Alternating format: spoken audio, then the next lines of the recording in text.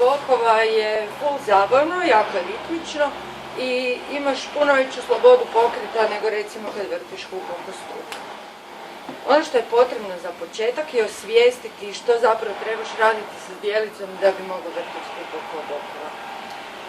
Za početak je najbolje da se staneš sa nogama u širini bokova i kreneš raditi male kružiće zdjelicom, male. Treba se koncentrirati na 3 točke. Jedan bok, drugi bok i malo iznad trbušne kosti. Znači te točke spajamo u pokret. 1, 2, 3, 1, 2, 3. Ono što je bitno kod vrćenja na bokovima je da taj pokret bude brži nego pokret kojim ga vrtiš oko struka. Najlakše je početi tako da staviš huk malo iznad trbušne kosti, malo raširiš noge, zavrtiš ga i odmah kreneš raditi sitne, relativno energične i brze pokrete zdjelicom.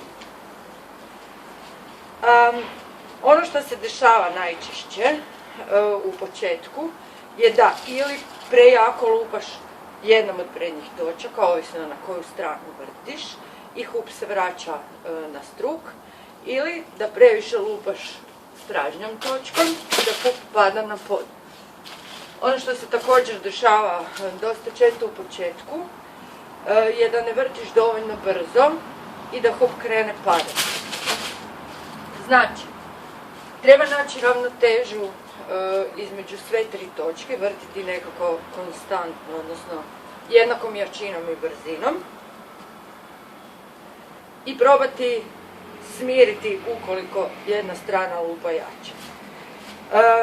Da bi sa struka spustili huk oko bokova, znači potrebno je vrtiti tako da su vam noge raširene, ne više da je noga napred-nazad. I odavdje jednostavno počnete raditi zdjelicom. Huk će sam pasti na bokove. Čim padne na bokove malo ubrzaš, znači ne ostaviti brzinu struka. To često nije toliko lako kao što izgleda i čovjek se treba stvarno malo prisiliti da počne raditi bokovima, ali znači fokus je samo ukoliko želiš spustiti sa struka, moraš početi raditi zdjelicom. To je to. Uživajte u ovom pokretu. Kada ga uspijete dobiti ovako u stajaćem položaju, počnite se vrtiti oko svoje osi i to tako da dodajete nogu nozi.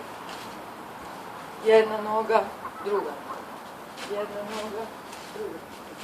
Jedna noga, druga.